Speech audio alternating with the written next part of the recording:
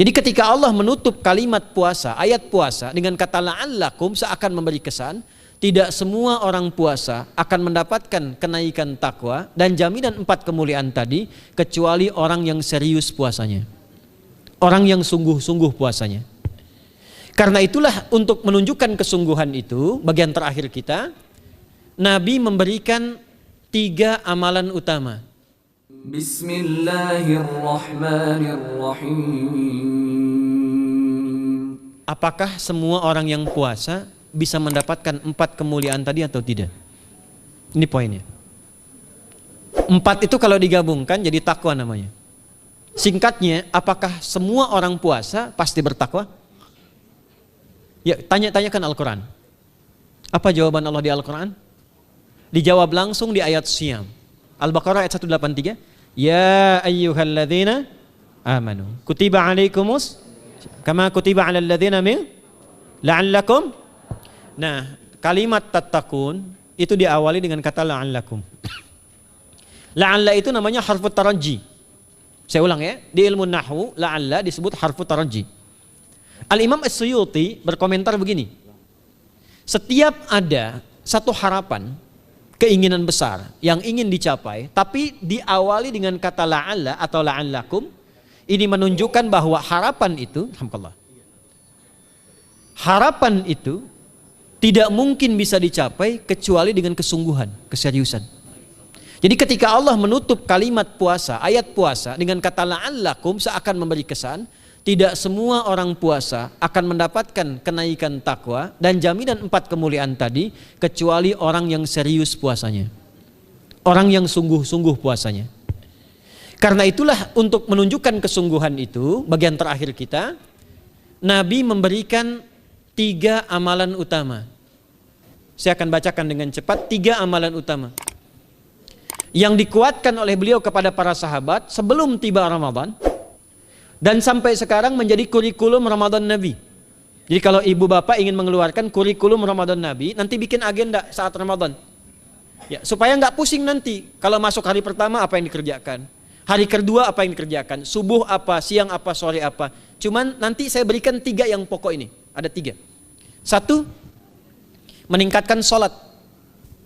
Saya ulang ya, meningkatkan apa? Sholat. Kalau meningkat secara singkatnya berarti bertambah dari yang sekedar fardu, tambah dengan apa? Sunnah. Maka dari sekarang keluarkan semua jenis sholat-sholat sunnah. Keluarkan dari sekarang apa saja, siang dan malamnya. Yang rawatib, ada berapa rawatib? Rawatib 12. Ya, rawatib itu yang melekat dengan sholat fardu dan menentukan untuk memperbaiki sholat fardu. Menambah, jadi kalau kurang khusyuk ditambah dengan sunnahnya disebut rawatib. Bisa sebelum, bisa setelah sholat fardu. Ada 12 dari hadis Nabi SAW. Man shalla isnatai asyrata rak'atan, siapa yang sholat 12 rakaat fi yaumin wa lailatin, yang mengiringi sholat fardu siang dan malam, ya, bunyalahu bihinna baitun fil jannah, maka akan dibangunkan baginya satu rumah di surga kalau konsisten menunaikan 12 itu sampai meninggal dunia. Sahabat yang mendengar itu mengatakan kompak semuanya, sejak mendengar hadis itu kami usahakan istiqomah sampai meninggal tidak meninggalkannya. 12 itu 2 sebelum subuh, cepat. 4 sebelum zuhur, 2 setelah zuhur, 2 setelah maghrib, 2 setelah isya. 2 rakaat sebelum subuh, 4 rakaat sebelum zuhur. Kalau nggak bisa 4 rakaat karena terbatas waktunya, boleh 2 rakaat khusus untuk sebelum zuhur. Kalau nggak bisa 4, boleh berapa? 2. Dalilnya hadis Ibnu Umar radhiyallahu taala anhuma. Kata beliau, hafidtu asyra rakaatin, saya hafal 10 rakaat dari Nabi sallallahu alaihi wasallam salat sunnah. Maka menyebutkan sebelum zuhur 2 rakaat. Baik, jadi 12 ya, 2 sebelum subuh, 4 sebelum zuhur, 2 setelah zuhur, 2 setelah maghrib, 2 setelah isya. Ini yang disebut dengan rawatib. Jamak dari kata ratib. Di luar ini mutlak. Mutlak ini ada yang berdampingan dengan salat fardu, ada yang terpisah. Contoh yang berdampingan, 4 rakaat sebelum asar. 4 rakaat ini bukan disebut rawatib, tapi salat mutlak. Cuma waktunya berdampingan dengan salat fardu. Jadi dia nggak memengaruhi sholat fardu, cuma punya keutamaan sendiri. Apa keutamaannya? Hadis Ibnu Umar radhiyallahu taala anhuma, ketika beliau menyampaikan qala Nabi sallallahu alaihi wasallam rahimallahu ra'an shalla qabla al-asri arba'an. Allah akan menambahkan rahmat pada orang yang terbiasa sholat 4 rakaat sunnah sebelum sholat asar. Jelas ya? Baik. Kemudian apalagi setelah itu? Salat di antara dua adzan dan dua adzan ini, adzan dan iqamah. Ya, di antara adzan dan iqamah. Tahiyatul masjid. Apalagi misalnya salat duha. Duha dibagi 3. Awal duha itu kurang lebih 1,5 jam setelah salat subuh. Subuh sekarang misal 4:30, maka jam 6 muncul awal duha. Namanya syuruk. Saya ulang, salat apa namanya? Syuruk itu salat awal duha. Jumlah rakaatnya 2 rakaat. Man shalal ghadata fil jama'ati thumma yaqudu yadhkurullah subhanahu wa ta'ala fa yusalli rak'ataini fa kana alaihi ka ajri umratin wa hajjin, ya ka ajri ummatin wa hajjin tamatan. Siapa yang salat subuh 2 rakaat dengan berjamaah, ya, dan umumnya kalau berjamaah bisa ke masjid di masjid. Kalau tak mampu ke masjid, tunaikan di rumahnya. Setelah itu tidak beranjak dulu, dia duduk untuk berzikir kepada Allah. Zikir itu bisa baca Quran. Quran surah 15 ayat 9 itu Quran disebut dengan zikir. Quran surah 54 ayat 17, 22, 32, 40 itu Quran disebut dengan zikir. Bisa baca Quran, bisa berdoa. Doa disebut dengan zikir. Quran surah ke-7 ayat 205. Ya. Bisa dengan apa lagi? Bertafakur, ya, mengaji, ta'lim, itu disebut dengan zikir. Ali Imran ayat 190 191. Alladzina yadhkurunallaha qiyaman wa qu'udan wa 'ala junubihim wa yatafakkaruna fi khalqis samawati wal ard, ya, disebut dengan zikir. Bisa bertasbih. Zikir pagi petang, kalimat-kalimat thayyibah, ada itu di Quran surah ke-4 ayat 103. Jadi habis salat subuh zikir dulu. Doa dulu, zikir dulu, belajar dulu, tafsir dulu. Setelah itu muncul syuruk. Perjalanannya disebut isyraq, melewati masyrik, 1 tombak bayangan, dia salat 2 rakaat, itu pahala salatnya senilai haji dan umrah. Sempurna. Bukan sudah haji, bukan. Mau kemana? Ibu mau haji dulu? Tidak. Ya, hajinya nanti bulan Dzulhijjah. Tapi senilai haji dan umrah itu 2 rakaat. Awal duha disebut apa? Syuruk. Pertengahan duha sekitar jam 9 jam 10. Jumlahnya 2 sampai 4 rakaat. Ya, 2 sampai 4 rakaat. Apa fungsinya? 1, mengganti seluruh zikir yang ada dalam tubuh kita. Mata berzikir, telinga berzikir, lisan berzikir, bisa diganti dengan 2 rakaat duha. Itu waktunya pertengahan duha. Kurang lebih dari jam 8, 9, 10 lah, kurang lebih 3 jam itu, ya. Yang kedua, bisa menghambat atau menghentikan, menahan satu musibah umum. Misal ada kebanjiran nih atau macet nih. Orang-orang kena macet. Bapak yang biasa sholat duha pertengahan itu tiba-tiba ditolong oleh Allah, dibebaskan. Tiba-tiba ada orang datang, Pak lewat sini di sana macet. Atau dibimbing ada kontraflow. Itu manfaatnya duha tuh. Yang pertengahan. Yang terakhir adalah akhir duha. Sekitar jam 10 sampai jam 11 menjelang ke zuhur. Ya, akhir duha itu jumlahnya dari 2 bisa 4 sampai 8 rakaat. Di antara manfaatnya bisa mempermudah datangnya rizki dengan izin Allah Subhanahu wa taala ketika ikhtiar. Itu duha. Nanti ke malamnya silahkan tahajud, tingkatkan tarawihnya sampai ditutup dengan witir. Itu salat. 2 yang terakhir saya cepat, 2 yang terakhir adalah banyak berinteraksi dengan Al-Qur'an. Ada 3 caranya. 1, banyak membaca. Itu namanya qiraah. Silahkan Bapak Ibu siapkan dari sekarang, targetnya khatam misalnya 1 kali berapa juz? 30 juz. Kalau mau gampang bagi 30, berarti 1 hari berapa?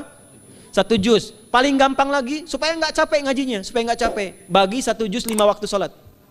Contoh, juz pertama itu Al-Baqarah plus Al-Fatihah. Al-Fatihah saya nggak hitung lah karena sudah hafal ya. Al-Baqarah itu 141 ayat, juz pertama.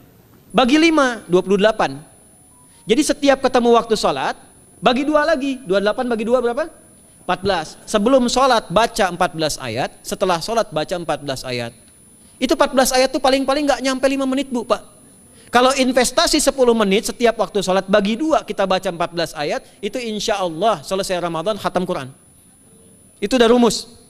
Ya, tidak cukup dengan amin, siapkan dari sekarang. Siapkan. Ya. Kemudian mengkaji, kajian, tilawah. Itu tilawah itu di hadis Muslim pahalanya banyak. Ya, majtama'a qaumun fi baitin min buyutillahi. Ya, kita ngajinya Quran hadis ya, biar ya, lebih kuat dalilnya.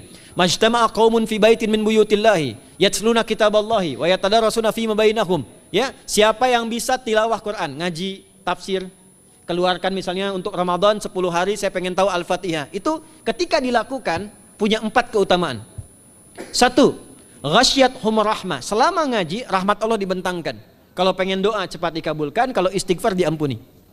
Yang kedua, awas ini nazalat alaihimus sakinah, diberikan ketenangan dalam jiwa. Bapak Ibu pengen di rumah tangga nyari sakinah, isi dengan Quran di rumah. Amalan terakhir infak. Ya, hadisnya dari Ibnu Abbas, an Ibnu Abbas radhiyallahu taala anhuma, qala Ya, beliau mengatakan kana Nabi sallallahu alaihi wasallam ajwadan nas wa ajwadu ma yakunu fi Ramadan. Adalah Nabi sallallahu alaihi wasallam itu orang yang sangat luar biasa dermawan dan lembut. Dan bertambah dermawan lagi ketika tiba Ramadan. Apa yang dilakukan Nabi? Mensupport sahabat, siapapun yang punya anggaran untuk infak, disiapkan sebelum Ramadan. Jangan berpikir banyak, Bu. Yang penting ada anggaran, 30.000 nggak ada masalah. Setiap hari 1.000, tidak harus uang, makanan. Pernah dengar hadis ini nggak? Siapa yang memfasilitasi bukaan orang puasa, walaupun dengan sebiji kurma dan sehirup air, maka dia mendapatkan pahala seperti orang puasa itu tanpa dikurangi sedikit pun. Ada? Hadisnya sahih di At-Tirmidzi. Tapi bukan berarti nyari kurma ke Tanah Abang setiap hari 1. Terus minumnya 1 sedotan aja ganti-ganti. Ya, maksudnya apa? Yang paling minimal kita bisa keluarkan. Itu pahalanya 700 kali lipat dikali 10. Paling standar. 700 kali itu standar biasa di hari ini.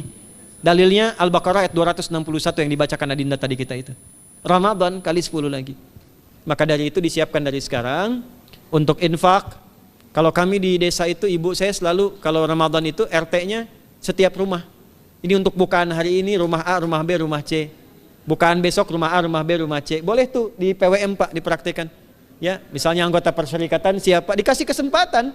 Mungkin nanti yang lain kurmanya, yang ini misalnya jeruknya, yang ini ininya. Setiap ada bukaan ya kirim ke yatimnya, ya kemudian ke pondok-pondok asuhan Muhammadiyah yang tadi disebutkan sekian ribu itu, cari pahala. Ya, saya kira itu yang bisa saya sampaikan sampai dengan batas waktu yang diberikan. Semoga bermanfaat dan semoga Allah Subhanahu wa taala memberikan kemuliaan kepada kita semua, kesehatan, dan saya yang terakhir saya ingin sampaikan doa penting. Tolong hafalkan doa ini. Dan ini doa yang diajarkan Nabi menjelang Ramadan. Supaya mendapatkan kesehatan, kekuatan, keselamatan untuk beribadah saat Ramadan. Hadisnya di At-Tirmidzi nomor hadis 3254. Qala, langsung saja qala Nabi sallallahu alaihi wasallam. Allahumma ahillahu alaina bil yumni wal iman was salamati wal islam rabbi wa rabbukallah. Nah, itu tolong nanti dihafalkan, tadi sudah direkam, dibimbing. Nanti ketika ditetapkan masuk awal Ramadan, bacakan itu. Ya Allah, anugerahkan awal Ramadan kepada kami dengan ketenangan, kedamaian, kekuatan iman, keselamatan, sehat, nggak sakit sampai selesai puasanya, diberikan kekuatan untuk ibadah dalam keislaman dan diikhlaskan hanya karena Allah Subhanahu wa taala. Subhanakallahumma wa bihamdika nasyhadu an la ilaha illa anta nastaghfiruka wa natubu ilaik wa akhiru da'wana anil hamdulillahi rabbil alamin wal 'afu minkum fastabiqul khairat. Assalamualaikum warahmatullahi wabarakatuh.